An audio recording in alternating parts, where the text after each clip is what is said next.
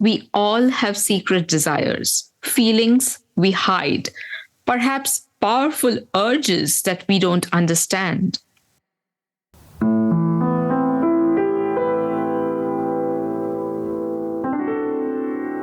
Hello, this is Joseph Scholz, and welcome to the Deep Culture Podcast, where we explore culture and the science of mind. And I am here with Ishita Rai. Always a pleasure to be co-hosting with you, Ishita. Hi, Joseph. I am so happy to be here with you again. So, Ishita, this episode was inspired once again by the work of Edward Hall, and in particular, his ideas about culture and the mind. So let's start off with a quote of his. Culture hides more than it reveals. And strangely enough, what it hides most effectively from its own participants. So what's Hall saying here? He's saying that we aren't aware of culture within ourselves because culture operates at the level of the unconscious mind. And so when we were talking about this, we wondered, does this mean that to understand culture, we need to understand the unconscious mind? And I think that Hall would say yes. Yeah, and I agree. But Hall said this 70 years ago, and we know a lot more about the brain and cognitive function these days. So let's compare what Hall said with a quote by Shinobu Kitayama, a leading cultural psychologist. Culture cannot be understood without a deep understanding of the minds of the people who make it up. And likewise, the mind cannot be understood without reference to the sociocultural environment to which it is adapted and attuned. So Kitayama is saying, yes, to understand culture, we need to understand the mind, and vice versa. But, I find that this is really not easy to get my head around. How is it that the mind is cultural? Well, one starting point is Hall's idea of unconscious culture, the ways in which we take culture for granted. For example, when we say culture is like water to a fish. But what I don't get is really how all of this works. What would a cognitive psychologist say about this? Are there cultural patterns in the brain? And so in this episode, we are going to explore the topic of culture and the mind, and in particular, the idea of the unconscious mind.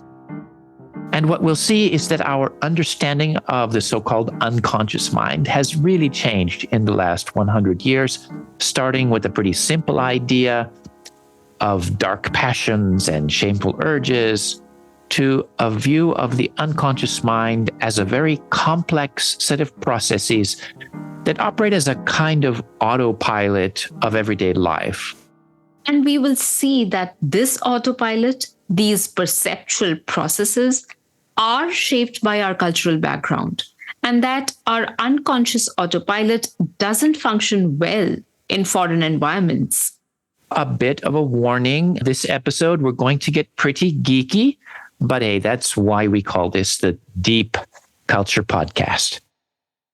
And that brings us to part one, Freud's unconscious.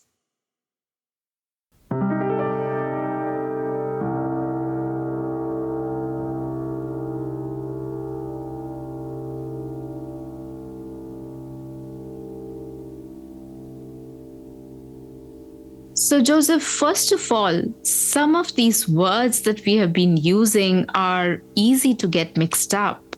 For example, conscious and unconscious.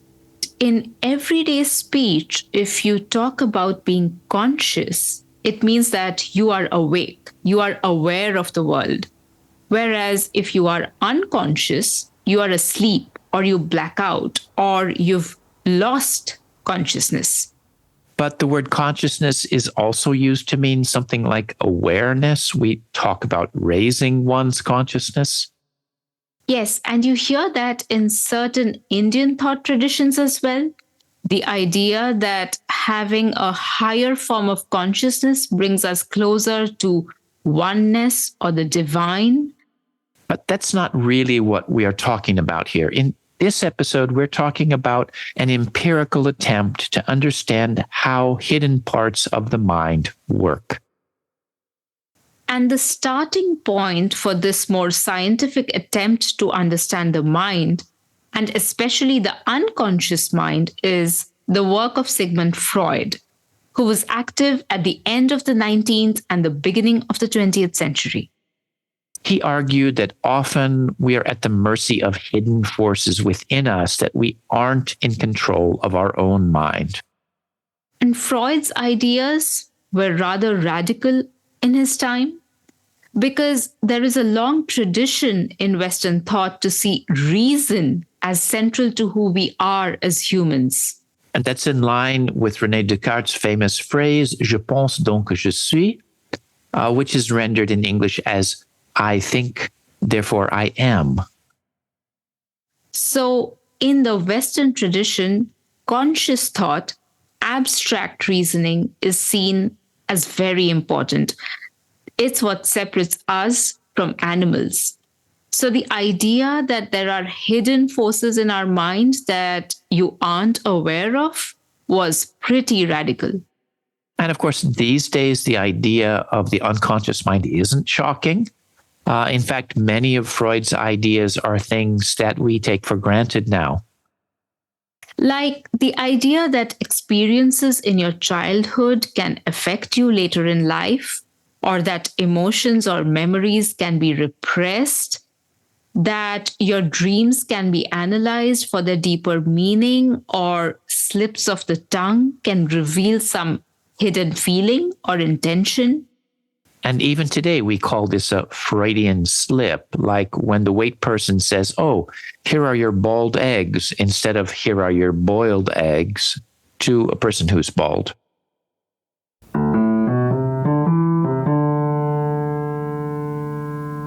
So this is one example of Freud's larger goal. He wanted to find ways to access the hidden parts of the mind. And he felt that slips of the tongue were indicative of something deeper. Here's a quote from Freud.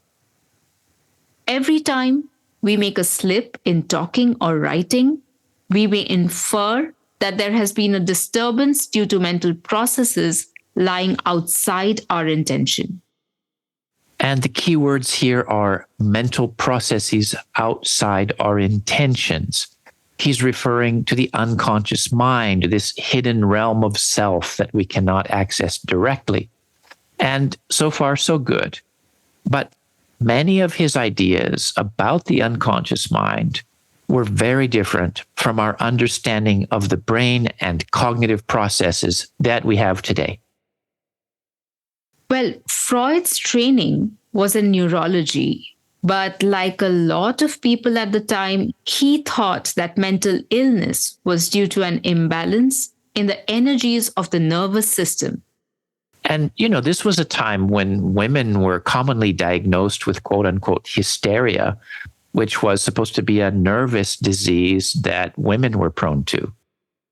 Yes, it was considered to be a dysfunction of the uterus, which caused women to become overly emotional and unstable, feeling anxious, fainting, implying that women are inherently less stable than men, which is both unscientific and misogynistic. Absolutely. So some of Freud's ideas are completely at odds with modern views, while others are still with us. And so to make sense of all of this, we need to look a bit more closely at how he thought the unconscious mind works and how our understanding has changed since then. Which brings us to part 2, Wild Horses and the Autopilot.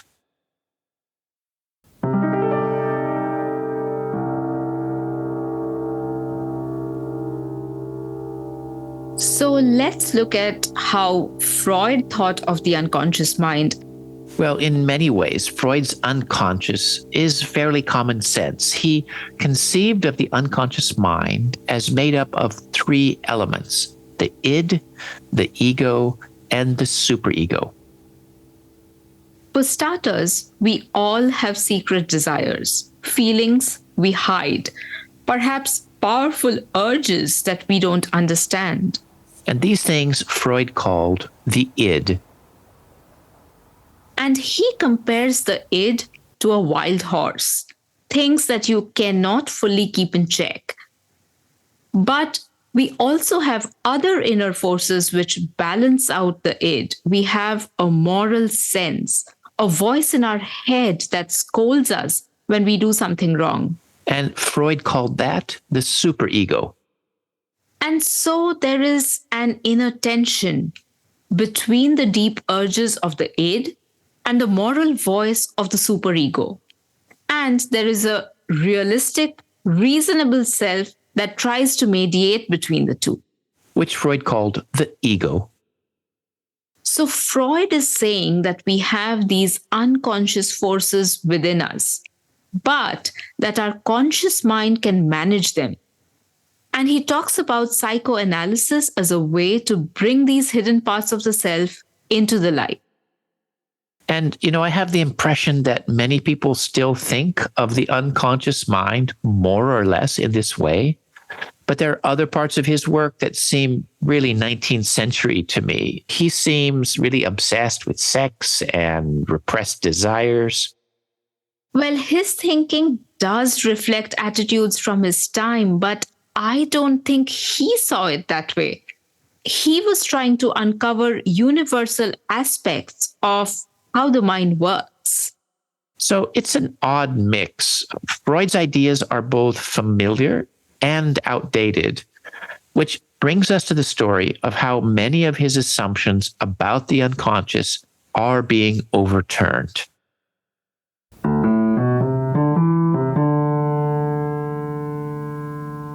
That's a complicated story, but there was one academic article in particular that represents a kind of turning of the tide, the point at which our image of the unconscious started to change because it was better informed by science. And we've talked about this article before in episode 19. The name of the article is Telling More Than We Know, Verbal Reports on Mental Processes.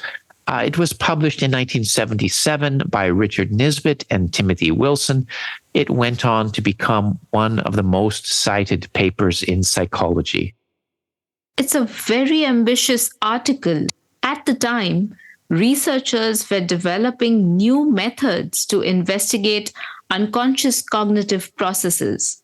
This often involved people doing real-life tasks under different conditions.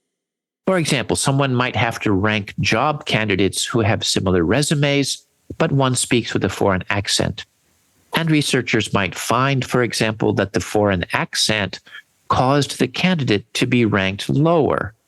And they would also find that the subject was not aware that their judgment was being influenced by the accent.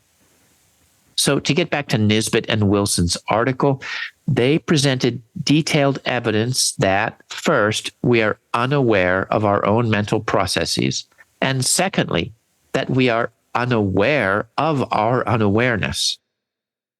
And this was a challenge for psychologists, or anyone really, that thought of the unconscious mind in the way that Freud did, as our animal nature that is kept in check by the conscious mind. Because the picture that Nisbett and Wilson painted was quite different. They said that not only do we not have control over our unconscious mental processes, we can't even access them by, for example, reflecting on our inner states. And they gave many examples in the paper that showed this. For example, they talked about the halo effect. If someone is physically attractive, we tend to unconsciously assume they are smart. But subjects often deny that they are influenced in that way. The article showed that people simply do not know how they know things or why they do what they do, but they come up with explanations after the fact. In short, people believe they understand their mental processes, when in fact they don't.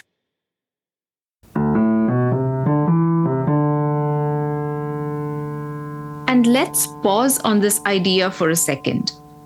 The fact that we make judgments and take action without understanding why is very important for intercultural bridge people.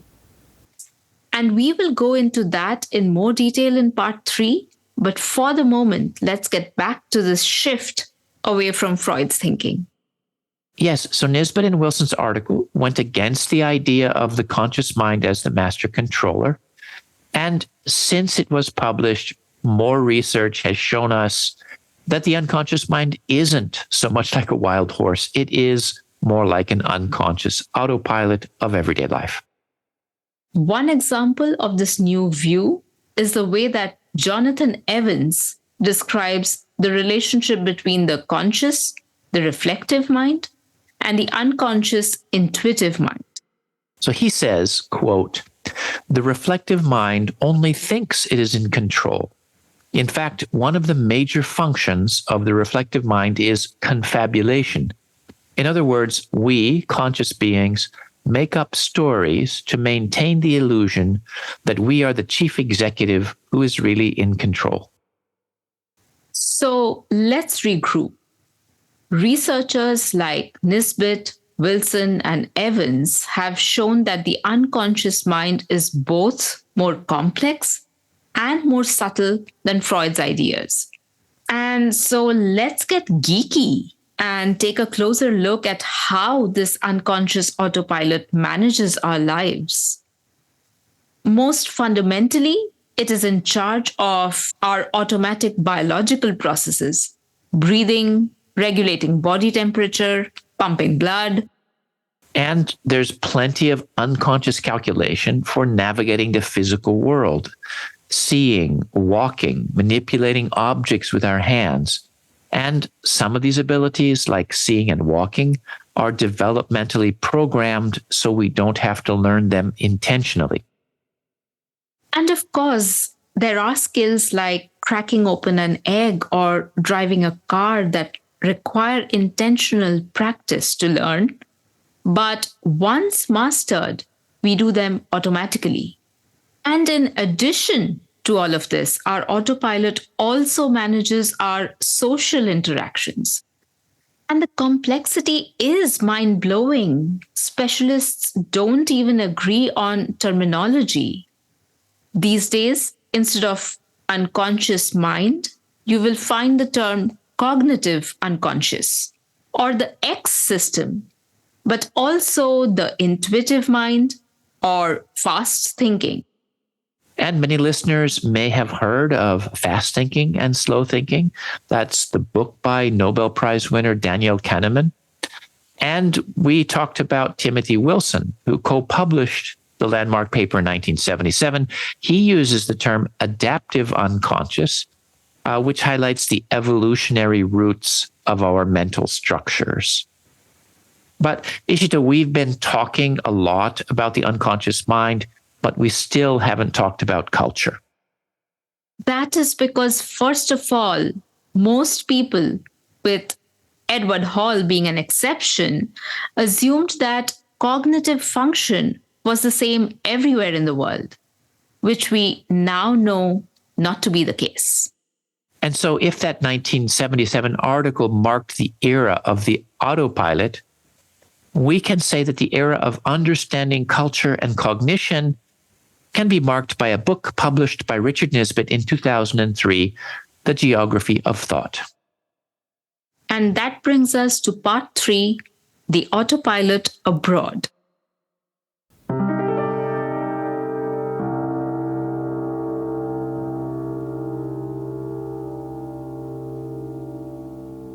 People who study the mind have only more recently started to understand ways in which culture shapes how our mind works. And I think we can look at this in 2 ways. Let's call the first the geography of thought, and let's call the second the autopilot abroad.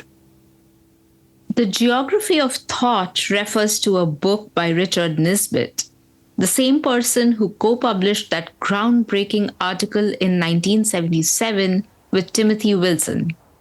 And it brought together research which showed wide-ranging cultural differences in the way the unconscious mind works. This is something we talked about in episode 19. Why do we think differently? So let's listen back to you and Yvonne in that episode. And I'll just say that when I first read The Geography of Thought, it really shifted how I think about culture and the mind. And fundamentally, Nisbet has shown that cognitive function is shaped by culture in profound ways. Oh, yes, and I was intrigued by many small yet very interesting findings. And for instance, in the chapter, Is the World Made Up of Nouns or Verbs? There he mentions findings that, for instance, Western parents seem noun-obsessed, pointing out objects to their children, naming them, and telling them about their attributes. And it goes like this. That's a car. See the car? You like it? It's got nice wheels. And in contrast, while observing Asian parents playing with their toddlers, they engage in twice as many social routines of teaching politeness norms. Here, it's vroom, vroom. I'll give it to you. Now you give this to me. Yes. Thank you. American children are learning that the world is mostly a place with objects, while Asian children learn that the world is mostly about relationships.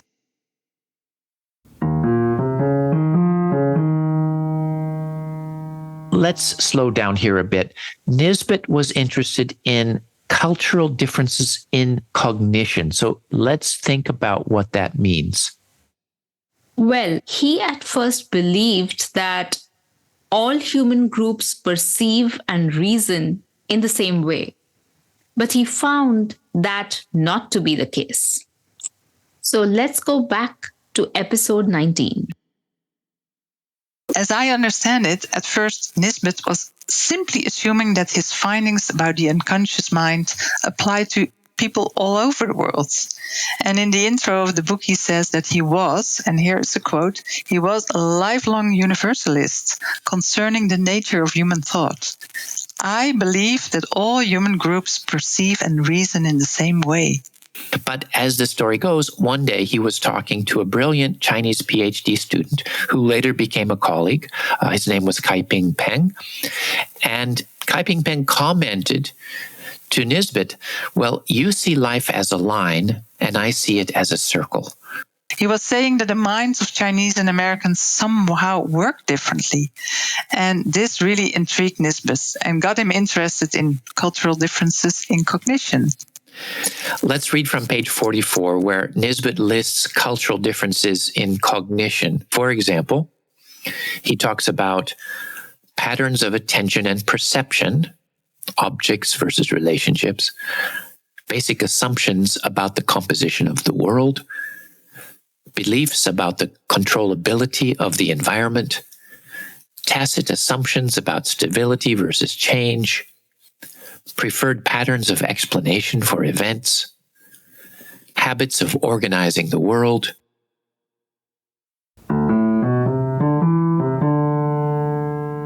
Wow, that was quite a mouthful. True, the vocabulary is technical, but the things being researched are very everyday. Take patterns of explanation of events. For example, if someone commits a crime, is it more natural to assume that it's because of a flaw in their character or because of situational factors, like perhaps they lost their job? And Nisbet analyzed Chinese and American newspaper articles to show that Americans tended towards the former and Chinese tended towards the latter. And this is sometimes studied using the term fundamental attribution error. And of course, this is just a tiny example from one very narrowly focused research project. But Nisbet and Peng's work drew on many sources, historical, laboratory-based, and observation in the real world. Well, when I see this, what impresses me is that these differences are very subtle, but they are also very powerful because they relate to everyday life in concrete ways, and we simply aren't aware of them. Yeah, when I try to make sense of this research, I'm amazed at how things are interrelated in surprising ways. For example, the tendency to experience the self as independent from others, as Americans and Western Europeans often do, is also associated with noticing objects more than context. The idea that an American sees a brick where the Chinese person sees a wall. And of course, there's a lot more to this than we can talk about here. So definitely go back to episode 19 if you want more detail. So Nisbet's work has really helped us understand the unconscious in a new way, not only as an autopilot, but one that is customized by the environment that we grow up in. And for me, this is where the idea of the autopilot really becomes meaningful. Because when we are in a foreign environment, our autopilot does not function well. Yes, and let's take culture shock as an example, this feeling of disorientation or stress when spending time in a foreign environment. And it's due to the fact that our autopilot is overloaded. It's easy for the unconscious mind to get tripped up abroad. And we'll demonstrate that using a list of cognitive functions from the book Thinking Fast and Slow by Daniel Kahneman. We've taken some quotes which illustrate how System 1, fast thinking, and System 2, slow thinking, function in foreign environments. System 1 generates impressions, feelings, and inclinations. When endorsed by System 2, these become beliefs, attitudes, and intentions. So this means that our reactions and our impressions of our new environment are produced through unconscious processes, and we have to be careful not to jump to wrong conclusions. System 1 operates automatically and quickly with little or no effort and no sense of voluntary control. Meaning that we rely on our autopilot more than we might expect, and we can be surprised when System 1 has difficulty functioning, like because of culture shock. System 1 can be programmed by System 2 to mobilize attention when a particular unfamiliar pattern is detected. So in unfamiliar situations, such as foreign encounters, we may only be able to recognize the patterns that we're used to. We may only see what we want to or expect to see. We may fall back on preconceived notions. System 1 executes skilled responses and generates skilled intuitions after adequate training. So learning to function in a new environment involves unconscious learning, things like figuring out how to interpret what people say and do. System 1 creates a coherent pattern of activated ideas in associative memory. A coherent pattern of activated ideas. This means we have to learn new ways of interpreting situations. We need to put on new cultural glasses. System 1 links a sense of cognitive ease to illusions of truth, pleasant feelings, and reduced vigilance. So this reminds us that we have a tendency to be biased against the unfamiliar and that novelty can be tiring. System 1 infers and invents causes and intentions. Because it's hard to interpret behavior in foreign settings, we can easily jump to unjustified conclusions and interpretations, but not realize it. System 1 neglects ambiguity and suppresses doubt. So if we have preconceived notions or strong first impressions, we can easily find things that confirm our biases. For example, just as I thought, the people here are dishonest. System 1 represents sets by norms and prototypes. we often rely on stereotypical thinking when interpreting foreign behavior.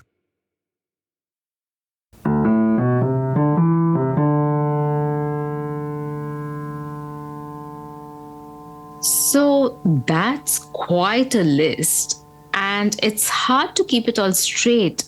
But that's also kind of the point. Our unconscious autopilot is highly complex, but it functions so smoothly that we don't even notice, which is another reason why it is so hard to see the cultural elements of our own mind. And this brings us back to the Hall quote at the beginning of the episode. Culture hides most effectively from its own participants. And now we can start to see why this is the case. And personally, I think that understanding the workings of our autopilot is really important for cultural bridge people. We need more than fish metaphors because understanding how our mind works does help us navigate our foreign experiences better. I totally agree. And perhaps that's a good place to bring this episode to a close. Today we referenced a number of sources. First of all, the work of Edward Hall. The quote was taken from The Silent Language. Also, the quote by Kitayama at the beginning of the episode was from the Handbook of Cultural Psychology. We mentioned Telling More Than We Can Know, Verbal Reports on Mental Processes by Richard Nisbett and Timothy Wilson. We referred to the work of Jonathan Evans. You can check out his book, Strangers to Ourselves, Discovering the Adaptive Unconscious, and not to forget The Geography of Thought, also by Richard Nisbett, and Thinking Fast and Slow by Danielle Kahneman. The Deep Culture Podcast is sponsored by the Japan Intercultural Institute, an NPO dedicated to intercultural education and research. I am the director of JII. If you liked this episode, please spread the word on social media, subscribe, leave a comment on Apple Podcasts, or write us at dcpodcast@japanintercultural.org. Thanks to our sound engineer, Robinson Fritz, and everyone on the podcast team, especially Danielle Glintz, whose ideas were a big inspiration for this episode. Thanks, Danielle. Also, Yvonne Vanderpool, Zaina Matar, Emre7, Ikumi Fritz, and everyone at JII. And of course, thanks to you, Ishita, for sharing this time with me. Thank you, Joseph. I had fun being geeky.